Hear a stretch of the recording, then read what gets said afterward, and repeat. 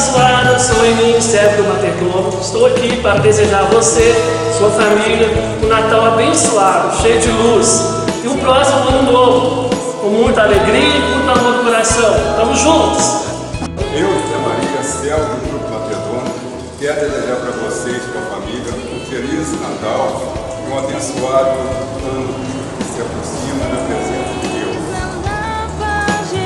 Amigos internautas, meu nome é Hildo, sou servo do grupo de oração Mater Domini.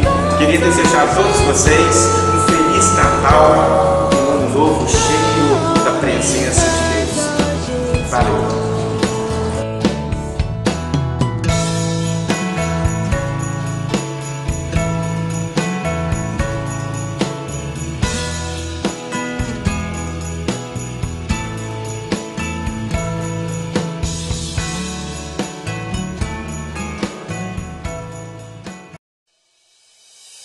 O céu inteiro está rezando por ti. Se for preciso, nós estamos aqui.